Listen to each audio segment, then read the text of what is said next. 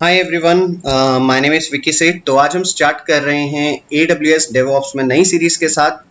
And इस series में हम लोग कवर करेंगे कि SSM ऑटोमेशन के साथ हम लोग कैसे काम कर। तो पहले तो हम लोग ये देख लेते हैं कि हम इस सीरीज में क्या क्या कवर करने वाले हैं। तो हम इसमें कवर करने वाले हैं कि EC2 मशीन कैसे करके क्रिएट करते हैं, रोल्स कैसे करके क्रिएट होते हैं और कैसे करके मैं रोल अटैच कर सकता हूँ, मैं SSM को ऑटोमेशन के लिए कैसे यूज़ कर सकता हूँ, उसके ऊपर मैं रन कमांड कैसे कर सकता हूँ। तो ये सारी चीज़ें हम लोग इसमें देखते हैं, कर सकते हैं। चलो दोस्तों, हम लोग स्टार्ट करते हैं SSM के डेमो के साथ। तो इसके लिए मुझे क्या करना होगा, सबसे पहले मुझे मशीन चाहिए, उसके बाद एक IAM रोल चाहिए। तो पहले मैं एक काम करता हूँ, मैं एक IAM रोल क्रिएट कर देता हूँ। तो मैं IAM कंसोल पे जा रहा हूँ।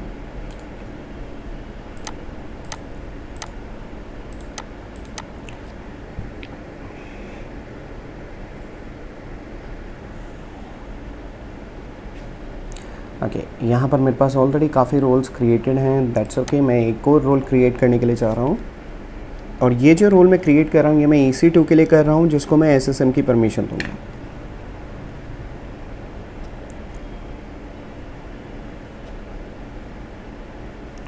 तो यहाँ पर हम लोग क्रिएट रोल पे क्लिक कर देते हैं।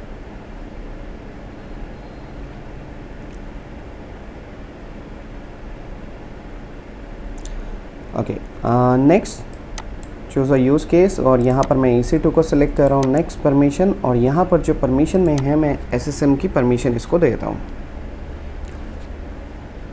तो जैसे कि मैंने पहले अभी बताया था कि SSM के साथ हम लोग काफ़ी चीज़ें कर सकते हैं। तो यहाँ पर अगर आप देखो तो काफ़ी रोल्स SSM की मुझे दिखा रहा है, पैचिंग का दिखा रहा है, रीड ओनली दिखा रहा है, इंस्टेंस मैनेजमेंट का दिखा रहा है, फुल कंट्रोल का दिखा रहा है। तो अभी के लिए हम लोग SSM फुल एक्सेस दे रहे हैं, और मैं इस पॉलिसी में दिखा भी देता हूँ कि क्या चीज़ मिल रही है हम लोगों को। तो यहाँ पर मैं JSON पे क्लिक करता हूँ। तो यहाँ पर अगर आप देखो तो cloud watch, DS, create computer, describe directories, EC2 logs, SSM EC2 message, तो ये सारा मुझे एक्सेस यहाँ पर मिलता है। ओके, और नीचे मुझे कुछ और भी एक्शंस मिल रहे हैं, यहाँ पर रिसोर्स भी मुझे मिलता है। ओके, हम चाहें तो एक कस्टमाइज पॉलिसी भी क्रिएट कर सकते हैं, अगर हम चाहें करना तो ठीक है। अभी हम लोग क्या कर रहे हैं, SSM फुल एक्सेस के साथ ही जा रहे हैं। मैंने इसको एक्सेस दिया, नेक्स्ट टैगिंग रिव्यू, और यहाँ पर मैं रोल का नाम देता हूँ EC2 role SSM manage instance. Okay, और मैं इस रोल को क्रिएट कर देता हूँ। तो मेरा रोल विद परमिशन क्रिएट हो चुका है। अब जो मुझे नेक्स्ट करना है वो मुझे क्या करना है, मुझे अपने EC2 कंसोल में आना है, और यहाँ पर मुझे मल्टीपल मशीन्स क्रिएट करनी है। तो अगेन मैं मुंबई लोकेशन में हूँ, AP साउथ 1 आप यहाँ से देख सकते हैं। मैं EC2 डैशबोर्ड में आया हूँ। तो EC2 डैशबोर्ड में कैसे आया हूँ, मैं सर्विसेज में गया तो सबसे पहला ऑप्शन जो मेरे पास आता है वो EC2 का ही आता है। यहाँ पर मैं रनिंग इंस्टेंस में आता हूँ। तो अभी तो मेरे पास कोई भी इंस्टेंस चल नहीं रहा है। अब यहाँ पर मैं लॉन्च इंस्टेंस पे क्लिक करके मल्टीपल इंस्टेंसेस मैं क्रिएट कर रहा हूँ। ओके, तो यहाँ पर मैं फर्स्ट मशीन के साथ ही जा रहा हूँ, Amazon Linux 2। यहाँ पर हम लोग जो है T2 माइक्रो के साथ ही चलते हैं। तो T2 माइक्रो जो है फ्री टियर है, तो मेरे इसमें पैसे नहीं लगने वाले इस डेमो में। तो नंबर ऑफ़ इंस्टेंसेस मैं यहाँ पर कर देता हूँ 2। ओके, यहाँ पर हम लोग VPC वगैरह भी सिलेक्ट कर सकते हैं, और लास्ट में हम लोगों के पास ऑप्शन होता है यूज़र डेटा का, जिसके ऊपर अगर हम लोगों के पास कोई शेल स्क्रिप्ट वगैरह है, कोई स्टार्टअप शेल स्क्रिप्ट अगर हमें चलानी है तो हम वो भी चला सकते हैं। तो इसके लिए मैं एक सेपरेट वीडियो बनाऊंगा जिसमें मैं आप लोगों को दिखाऊंगा कि आप कैसे करके यूज़र डेटा, मेटा डेटा को यूज़ कर सकते हो। काफ़ी यूज़फुल ऑप्शन होते हैं Meta data end user data. Okay, storage हमें कुछ भी चेंज नहीं करना। टैगिंग में हम लोग कर देते हैं इसको नेम, और इसको हम लोग देते हैं लिनक्स मशीन 01 में अभी इसको कर देता हूँ, और इसको मैं चेंज कर दूँगा 02। और यहाँ पर इन्वायरमेंट हम लोग देते हैं dev. Next configure security, review and launch. तो मेरे पास एक की पेयर ऑलरेडी क्रिएटेड है, तो मैं उसी को यूज़ कर लेता हूँ।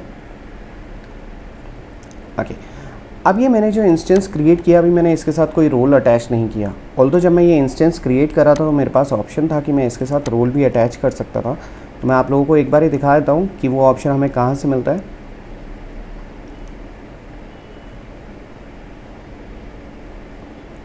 तो यहाँ पर अगर आप अपने इंस्टेंसेस में आते हो, एंड लेट सपोज मैं अभी एक इंस्टेंस क्रिएट कर रहा हूँ, तो जो थर्ड वाला ऑप्शन था हमारे पास जो कि नेटवर्किंग से रिलेटेड था, वहाँ पर हम लोगों के पास ऑप्शन था लॉन्च इंस्टेंस,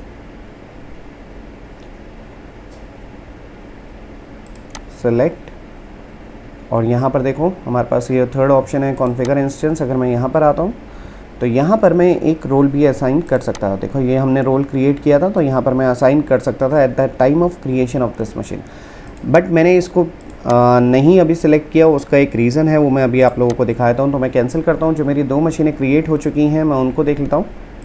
तो एक काम करते हैं, इनके टैगिंग करेक्ट कर देते हैं। तो एक मशीन का नाम हम लोग रखते हैं लिनक्स मशीन 01 और दूसरी मशीन का मैं नाम कर देता हूँ 02। और अगर आप लोगों को याद होगा तो मैंने इसमें एक एनवायरनमेंट भी दिया था। तो एनवायरनमेंट जो मैंने दिया था वो मैंने डेव दिया था। तो मैं एक मशीन का एनवायरनमेंट में चेंज कर रहा हूँ, उसको मैं डेव से कर रहा हूँ prod। ओके, आप यहाँ पर ऐसे मल्टीपल टैग्स वगैरह लगा सकते हो। टैगिंग बहुत ज़्यादा इंपॉर्टेंट होती है। तो अगर मैं अपनी लिनक्स मशीन 1 पे जाऊँ तो इसका मैं टैग देखूँ तो इसका जो टैग है वो है लिनक्स मशीन 1 के नाम से, और ये है डेव एनवायरनमेंट की। और लिनक्स मशीन 2 जो है वो मेरे जो टैग दिखा रहा है वो मेरा दिखा रहा है प्रोडक्शन का, और इसका नाम है लिनक्स मशीन 2। चलो हम इन दोनों मशीनों पे लॉगिन भी कर देते हैं। तो कीपेयर मेरे पास ऑलरेडी है यहाँ पर। मैं यहाँ पर ओके मैं रॉन्ग ऑप्शन पे क्लिक कर गया। That's okay, get bash. एक और विंडो में ओपन कर देता हूँ, गेट बैश। ओके, तो अब हम इन दोनों मशीनों पे लॉगिन कर देते हैं। तो यहाँ पर मैं लिनक्स मशीन 1 पे लॉगिन कर रहा हूँ, तो 157। तो कमांड है ssh-i, और इसके बाद हम लोगों को अपने कीपेयर का नाम देना है। तो हम लोगों ने आई थिंक लैम्प यूज़ किया था, मैं एक बार ही देख लेता हूँ। यस, कीपेयर हमारा लैम्प है। और default user EC2-user@ whatever the IP address है। और अब मैं एक और काम करता हूँ, इस मशीन का मैं होस्ट नेम चेंज कर देता हूँ। अभी जो इसका होस्ट नेम दिखा रहा है वो कुछ ऐसे दिखा रहा है, तो मैं इसको कर देता हूँ sudo होस्ट नेम, और लिनक्स मशीन 1 हम इसको कर देते हैं।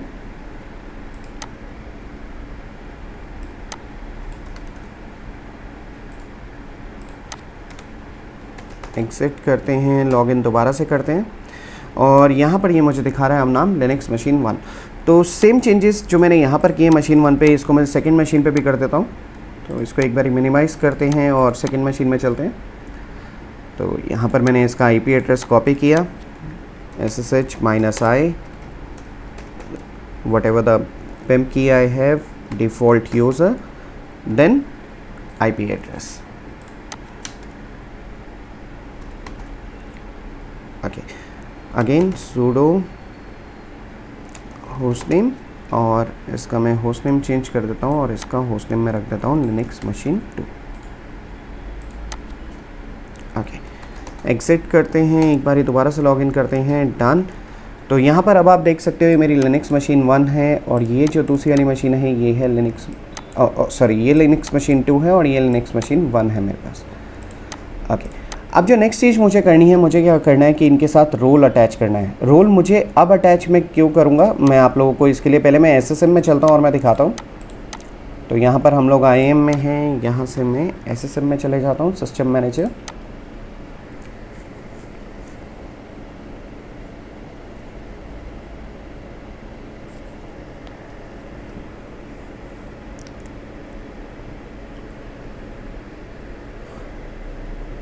ओके, अब यहाँ पर हमारे पास मल्टीपल ऑप्शंस है, जिसकी मैंने बात की थी at the start of the video कि हम लोग जो हैं SSM से काफ़ी चीज़ें कर सकते हैं। जैसे मैं यहाँ पर कमांड रन कर सकता हूँ, सेशन मैनेजर ले सकता हूँ, मैं यहाँ पर पैचिंग वगैरह कर सकता हूँ, यहाँ पर मैं डॉक्यूमेंट क्रिएट कर सकता हूँ। तो इन सारी चीज़ों को हम लोग कवर करेंगे, बट स्टेप बाय स्टेप। इस वीडियो में नहीं, मैं इसकी मल्टीपल वीडियोस बनाऊंगा जिसमें दूसरी चीज़ें भी मैं इनकी कवर करूंगा। तो आज का जो है वो हमारा ऑटोमेशन है। तो इसके लिए अब हम लोगों को कमांड एक रन करनी है, बट कमांड रन करने से पहले हमें उन 2 इंस्टेंस जो हमने क्रिएट किए हैं उनको हमें SSM के साथ लेकर मैनेज भी करना है। तो इसके लिए मुझे रोल अटैच करना पड़ेगा। तो मैं आप लोगों को देखो, मैं सेशन मैनेजर पर जाता हूँ एक बारी, या फिर आप लोग इन्वेंट्री पे भी क्लिक कर सकते थे। तो यहाँ पर हमारे पास एक इन्वेंट्री का ऑप्शन है, तो यहाँ पर मैं दिखाता हूँ। तो इन्वेंट्री पे अभी हमारे पास कोई भी इन्वेंट्री नहीं है, और मैं अगर यहाँ पर रन कमांड पे भी जाऊँ तो भी मुझे कोई इंस्टेंस यहाँ पर नहीं मिलेगा, क्योंकि मैंने एसएसएम का रोल असाइन अभी किसी भी मशीन को नहीं किया, तो यहाँ पर मुझे नहीं मिलने वाला। ओके, तो एक काम करते हैं, अब हम लोग रोल अटैच कर देते हैं। तो यहाँ पर देखो मेरे पास ऑप्शंस आ रहे हैं। मैं लेट सपोज़ कि मैं यहाँ पर एक लिनक्स को चूज़ करता हूँ, AWS प्लेबुक, और यहाँ पर मैं टारगेट इंस्टेंस देखता हूँ, चूज़ इंस्टेंस मैनुअली। अब यहाँ पर देखो मेरे पास कोई भी इंस्टेंस नहीं आ रहा है। मैं मुंबई लोकेशन में ही हूँ, मुंबई में मैंने अपनी दोनों मशीनें क्रिएट करी हैं, बट स्टिल मेरे पास यहाँ पर कुछ भी नहीं आ रहा है। ओके, अगर मैं टैगिंग के साथ भी जाऊँ तो भी मुझे यहाँ पर कुछ नहीं दिखने वाला। जैसे हम लोगों ने इन्वायरमेंट अपना प्लॉट दिया था, तो मैं यहाँ पर ऐड कर सकता हूँ, बट मुझे यहाँ पर अभी कोई भी मशीन नहीं दिखने वाली। ओके, तो हम लोग एक काम करते हैं, अब हम लोग रोल अटैच कर देते हैं अपनी दोनों मशीनों के साथ। तो रोल कैसे अटैच करना है, जैसे मैंने इन दोनों मशीनों को एक साथ मैंने सेलेक्ट किया, उसके बाद मैं एक्शन में यहाँ पर जा सकता हूँ। ओके, हमें 1 बाय 1 ही करना पड़ेगा। तो पहले मैं लिनक्स मशीन 2 को मैं अटैच कर रहा हूँ, और यहाँ पर मैं एक्शन में आया, यहाँ पर मैं सिक्योरिटी में आया, मॉडिफाई IAM रोल पे आया। अब यहाँ पर मैं रोल अटैच कर देता हूँ जो मैंने अभी क्रिएट किया था, और मैं इसको सेव कर देता हूँ। तो ये मैंने अभी लिनक्स मशीन 2 के साथ मैंने किया है। तो हम यहाँ पर सिस्टम मैनेजर पे आते हैं, और यहाँ पर मैं एक बारी सेशन मैनेजर पे आ जाता हूँ और देखता हूँ कि मेरा जो इंस्टेंस जो मैंने अभी कनेक्ट किया है लिनक्स मशीन 2, क्या वो यहाँ पर रिफ्लेक्ट कर रहा है, नहीं कर रहा। Start session. ओके, मैं यहाँ पर रिफ्रेश कर रहा हूँ, यहाँ पर मेरा इंस्टेंस मुझे नहीं दिखा रहा। तो एक काम करते हैं, ये जब भी हम लोग एक रोल अटैच करते हैं, हम लोगों को मशीन को रीबूट करना होता है, तो मैं वही करने के लिए जा रहा हूँ। तो मैं क्या कर रहा हूँ, स्टॉप कर रहा हूँ इंस्टेंस को, और उसके बाद मैं स्टार्ट कर रहा हूँ, और उसके बाद ये मेरा इंस्टेंस जो है SSM के साथ शो करेगा।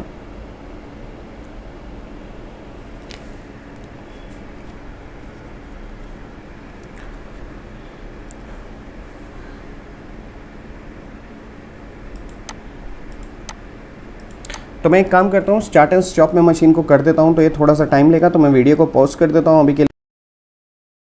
ओके, अब मेरी मशीन यहाँ पर रनिंग में आ गई है। तो देखो अभी स्टिल इनिशियलाइज हो रहा है, बट रनिंग में आ चुकी है। तो मैं एक काम करता हूँ, सिस्टम मैनेजर पे जाकर देखता हूँ क्या ये अब कंसोल में मुझे दिखा रहा है, नहीं। तो बिल्कुल मेरी मशीन मुझे यहाँ पर दिखा रही है। ओके, अब मैं इस मशीन को यहाँ से मैनेज कर सकता हूँ। तो आज का जो हम लोग टॉपिक कवर कर रहे हैं वो प्योरली हम लोग ऑटोमेशन पे ही कर रहे हैं। तो ये सारे जो स्टार्टर सेशन वगैरह, इन ऑप्शंस को हम लोग नहीं एक्सप्लोर करने वाले। तो मैं सीधा चले आता हूँ रन कमांड पे।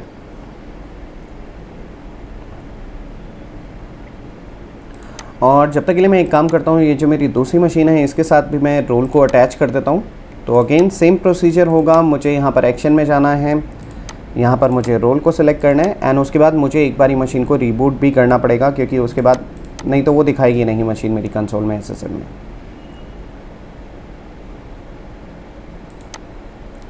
तो यहाँ पर मैं इसको अभी स्टॉप कर देता हूँ। ओके, चलो हम लोग यहाँ पर रन कमांड पे आते हैं।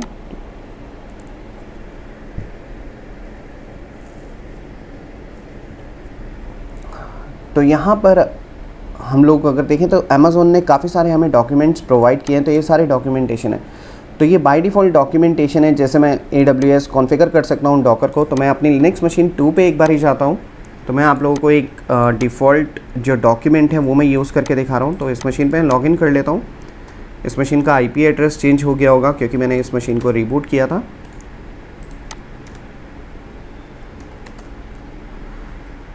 ओके, तो इसका sudo set hostname।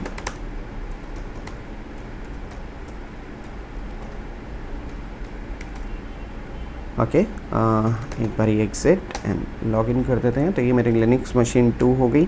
और मैं यहाँ पर अगर डॉकर लिखता हूँ तो देखो डॉकर के नाम से मुझे कुछ भी नहीं मिल रहा है। अब मैं वापस सिस्टम मैनेजर पे आ जाता हूँ। तो यहाँ पर मेरे पास जो है AWS कॉन्फ़िगर डॉकर, और ये मुझे दिखा रहा है ये किस प्लेटफॉर्म पे काम करेगा, विंडोज़ एंड लिनक्स दोनों पर। ओके, इसका ऑनर कौन है, अमेज़ॉन, क्योंकि ये अमेज़ॉन हमें डॉक्यूमेंटेशन प्रोवाइड कर रहा है, तो इसलिए इसका ऑनर जो है यहाँ पर अमेज़ॉन दिखा रहा है। अब यहाँ पर मेरे पास वर्जन्स भी हैं, मतलब मान लो कि मैं चेंजेस करता हूँ कुछ अपने डॉक्यूमेंटेशन में, तो वो मेरे लिए मल्टीपल वर्जन्स वगैरह क्रिएट कर देगा। तो जो भी वर्जन मुझे उस समय यूज़ करना है मैं उसको यूज़ कर सकता हूँ। नेक्स्ट है कमांड पैरामीटर, जिसके अंदर ये मुझे दिखा रहा है इंस्टॉल एंड अनइंस्टॉल। तो अनइंस्टॉल का तो अभी कोई फ़ायदा नहीं है, क्योंकि मेरी मशीन के ऊपर अभी मैंने देखा यहाँ पर अगर मैं डॉकर लिखूँ तो कुछ भी नहीं आ रहा है, तो दैट मीन्स डॉकर इस पर इंस्टॉल नहीं है। तो मैं इसको इंस्टॉल के साथ ही जाता हूँ। अब मेरे पास ये दिखा रहा है टारगेट इंस्टेंस। ओके, टारगेट में एक काम करते हैं, हम लोग ये जो मशीन हमने स्टॉप करी थी इसको भी स्टार्ट कर देते हैं।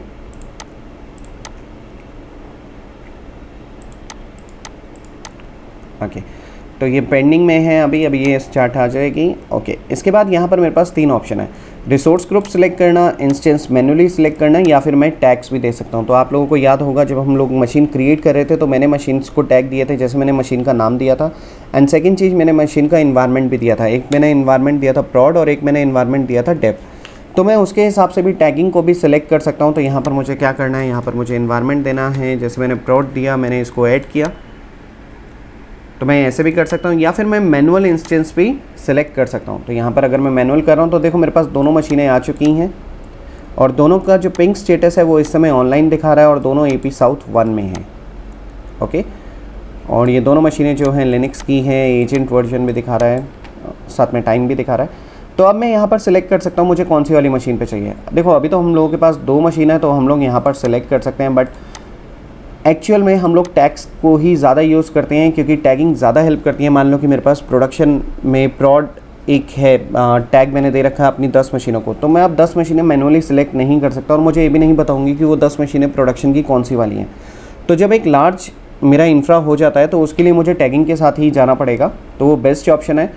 तो अभी तो हम लोग मैनुअल चले आते हैं। तो हम लोग क्या कर रहे हैं, किसी एक मशीन पे जो कि लिनक्स मशीन 2 थी, मैं उसके ऊपर डॉकर इंस्टॉल करने लगा हूँ।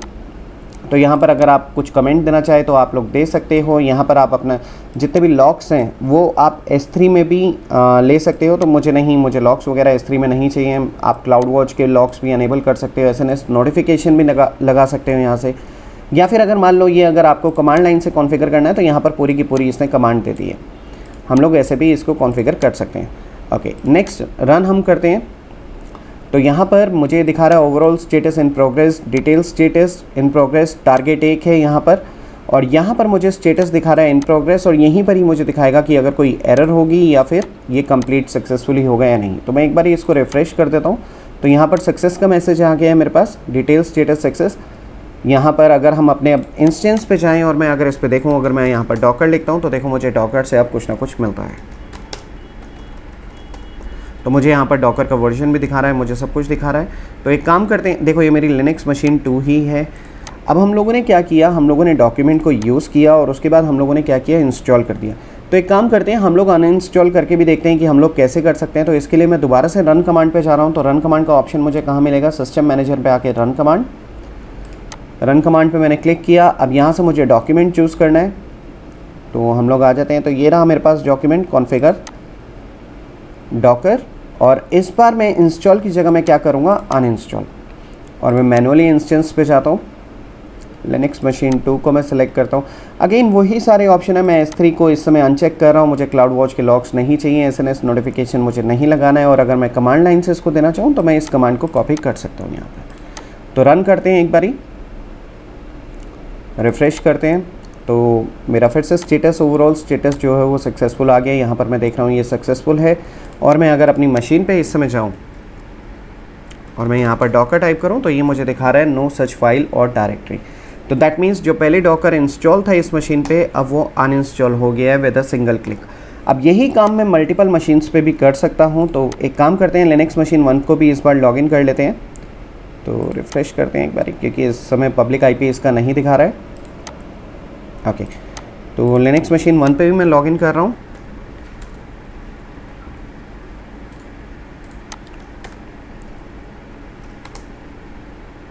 ओके,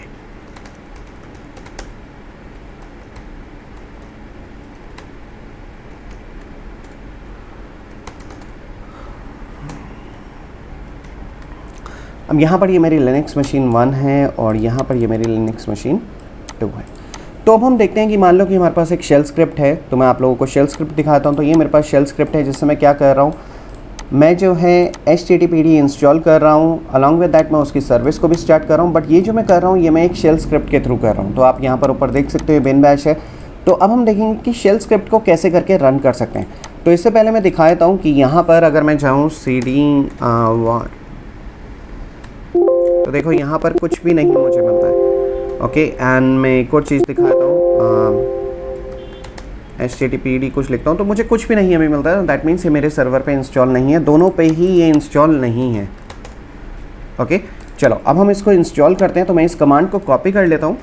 ओके, और हम लोग क्या करते हैं, हम लोग अपने SSM में आ जाते हैं। यहाँ पर अगेन हम लोग रन कमांड पे आते हैं।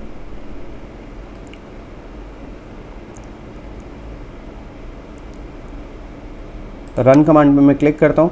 अब जो मुझे इस बार करना है, मुझे शेल स्क्रिप्ट को रन करना है। तो यहाँ पर मुझे जो है शेल स्क्रिप्ट का डॉक्यूमेंट ढूंढना पड़ेगा, जैसे इंस्टॉल एप्लीकेशन है, AWS कॉन्फ़िगर अपडेट है, कॉन्फ़िगर डॉकर है, क्लाउड वॉच है। तो ये तो नहीं, नेक्स्ट पेज पे चलते हैं। तो यहाँ पर भी हमें शेल स्क्रिप्ट नहीं दिख रहा है। तो आप देख सकते हो काफ़ी सारे हमारे पास डॉक्यूमेंट्स हैं जो अमेज़ॉन ने प्रोवाइड किए हैं हमें। ओके, रन कमांड, तो थर्ड पे चलते हैं। तो ये रहा हमारे पास रन शेल स्क्रिप्ट, और ये दिखा रहा है लिनक्स एंड मैक OS के लिए है ये। तो मैं इसको सेलेक्ट कर लेता हूँ। अगेन मुझे क्या डॉक्यूमेंट वर्जन मुझे क्या देना है, लेटेस्ट वर्जन यूज़ करना है, तो वो सब। अब यहाँ पर ये मुझे दिखा रहा है कमांड का ऑप्शन। तो यहाँ पर मुझे कुछ नहीं करना है, मुझे सीधा अपनी जो मैंने शेल स्क्रिप्ट है उसको मैं पेस्ट कर दूँगा। तो यहाँ पर मैंने अपनी शेल स्क्रिप्ट को पेस्ट कर दिया है। ओके, और हम एक काम और करते हैं, हम लोग जो है लिनक्स 1 का IP एड्रेस इस समय कॉपी कर लेते हैं और इसको यहाँ पर एंटर करते हैं, ताकि जब हमारा web page up and running आए तो यहाँ पर हमें जो पेज है वो डिस्प्ले हो जाए। ओके, नेक्स्ट वर्किंग डायरेक्टरी अगर आप देना चाहो, जैसे मैं देख रहा था var HTML, अगर मुझे वर्किंग डायरेक्टरी कुछ देनी है तो मैं दे सकता हूँ। एग्जीक्यूशन टाइम आउट क्या होता है कि जब आपकी एक स्क्रिप्ट रन कर रही है तो वो कुछ सेकेंड्स कुछ मिनट वो लेगी, तो आप ये एग्जीक्यूशन टाइम उसके हिसाब से दे सकते हो। अब यहाँ पर मैं टारगेट स्पेसिफाई कर सकता हूँ, अगेन मैं टैगिंग की हेल्प से कर सकता हूँ, या फिर मैं मैनुअली सेलेक्ट कर सकता हूँ। तो अभी तो हम मैनुअली पे ही जा रहे हैं और मैं दोनों को इस बार सेलेक्ट कर रहा हूँ। नीचे मेरे पास ऑप्शन आ रहा है कि मैं लॉक्स वगैरह S3 पे भेज सकता हूँ, या फिर मैं क्लाउड वॉच के लॉक्स भी अनेबल कर सकता हूँ। और अगर मान लो ये मेरा सक्सेस हो जाता है या फिर ये मेरा फेलियर हो जाता है तो मैं एक SMS नोटिफिकेशन भी लगा सकता हूँ। रन पे क्लिक करते हैं। अब ये मेरा चल रहा है, तो ये थोड़ा सा टाइम लेगा। ओह, बहुत जल्दी इसने कर दिया। तो इस बार मैं देखूं तो ये सक्सेसफुल आ चुका है, और मैं अपने इस पेज को रिफ़्रेश करके देखता हूं तो देखो मेरे पास ये आ चुका है। तो दैट मीन्स इन दोनों मशीनों पे HTTP अब मैं टाइप कर रहा हूं तो मुझे कुछ ना कुछ दिखा रहा है, राइट। तो सेम हम लोग इसको डिलीट भी कर सकते हैं, हम लोग अनइंस्टॉल भी कर सकते हैं, इंस्टॉल भी कर सकते हैं। यहाँ पर मेरे पास अभी तो मैंने 2 इंस्टेंस पे एक साथ किया, अगर मान लो मेरे पास 50 इंस्टेंस 50 मशीन्स है तो मैं उनको भी कर सकता हूँ। तो एक काफ़ी ज़्यादा यूज़फुल ऑप्शन है, इसको हम बहुत ज़्यादा यूज़ करते हैं प्रोडक्शन के अंदर या फिर दूसरे इन्वायरमेंट्स में। जब भी हमें कुछ डिप्लॉयमेंट करनी होती है एक साथ मल्टीपल सर्वर्स पे, तो ये बहुत काम में आता है। ओके, अब यहाँ पर हम लोग एक और शेल स्क्रिप्ट रन करके देख लेते हैं। तो ये क्या कर रहा है, अगर मान लो HTTP की मेरा स्टेटस जो है अगर वो स्टॉप है तो ये उसको स्टार्ट कर देगा। तो मैं एक काम कर रहा हूँ, तो मैं मैनुअली में इसका जो स्टेटस है उसको मैं स्टॉप कर रहा हूँ। तो sudo service HTTPD स्टेटस अगर मैं देखूँ इस समय तो ये क्या है, रनिंग में है। तो मैं इसको क्या करता हूँ, एक बारी मैं इसको स्टॉप कर देता हूँ एंड दोबारा से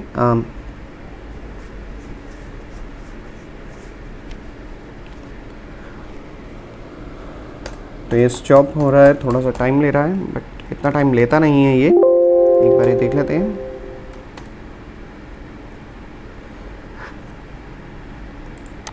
वेब पेज देख लेता हूँ मैं अपना।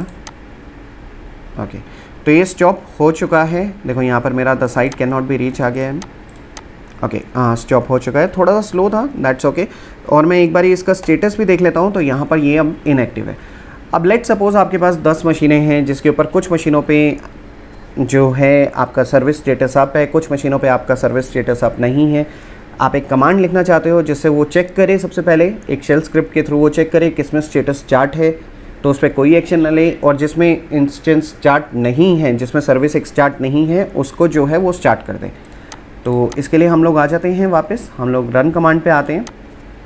तो ये मेरे पास एक स्क्रिप्ट है, तो मैं ये स्क्रिप्ट आप लोगों को दे दूंगा। ये शेल स्क्रिप्ट है, तो इसमें कुछ नहीं कर रहा है। ये जो है पहले चेक कर रहा है कि अनेबल है या नहीं है, और अगर अनेबल नहीं है HTTPD का स्टेटस तो वो उसको स्टार्ट कर देगा। तो रन कमांड करते हैं। अगेन मुझे शेल स्क्रिप्ट में ही जाना है, तो यहाँ पर डॉक्यूमेंट में मैं आ जाता हूँ थर्ड पेज पे। हमें पहले थर्ड पेज पे ही मिला था, तो यहाँ पर रन शेल स्क्रिप्ट। अगेन मैं यहाँ पर कॉपी कर देता हूँ और यहाँ पर मैं वर्किंग डायरेक्टरी अगर मैं देना चाहूँ मैं दे सकता हूँ, बट मुझे अभी कुछ भी नहीं देना है। चूज़ इंस्टेंस मैनुअली मैं दोनों को सिलेक्ट कर देता हूँ इस समय, और इसको मैं अनचेक कर देता हूँ, अनेबल S3 बकेट रन। अब देखो ये हमारे पास यहाँ पर जो इसका स्टेटस था वो इनएक्टिव था, तो मैं इसको चेक करता हूँ, तो देखो ये एक्टिव में आ गया। और सेकंड वाली मशीन जिस पे ऑलरेडी एक्टिव था उस पे तो ये कुछ करेगा नहीं, क्योंकि उस पे तो ऑलरेडी एक्टिव था। तो अगेन एक बहुत ही ज़्यादा यूज़फुल स्क्रिप्ट है मेरे लिए, जिससे मैं अपने पूरे का पूरा स्टेटस, अब इससे क्या होगा कि मुझे बार बार किसी मशीन पे लॉगिन नहीं करना पड़ेगा और उसको मुझे स्टेटस चेक करना है। तो मतलब मुझे क्या करना है, अगर मुझे मान लो स्टेटस चेक करना है किसी भी सर्विस का, तो मुझे उस मशीन पर लॉगिन करना पड़ेगा। तो शेल स्क्रिप्ट के थ्रू मैं क्या कर सकता हूँ कि मुझे उस मशीन पर लॉगिन नहीं करना पड़ेगा, और मान लो अगर किसी का स्टेटस इस समय स्टॉप है तो वो उसको स्टार्ट कर देगा। तो अगेन मेरे पास एक मशीन हो, 10 मशीन हो, 100 मशीन हो, मैं उन सबको मैनेज कर सकता हूँ AWS सिस्टम मैनेजर के थ्रू। ऑटोमेशन मैं अपने भी लिख सकता हूँ। तो जैसे अभी हमने 2 ऑटोमेशन यूज़ किए इस समय, शेल स्क्रिप्ट यूज़ की, तो ऐसे में मल्टीपल मैं अपने लिख सकता हूँ। मैं उनको एक डॉक्यूमेंट में सेव कर सकता हूँ, और उस जब भी मुझे ज़रूरत पड़े तो मैं उस डॉक्यूमेंटेशन को मैं रन कर सकता हूँ। ओके, तो आज की वीडियो में इतना ही। Thank you.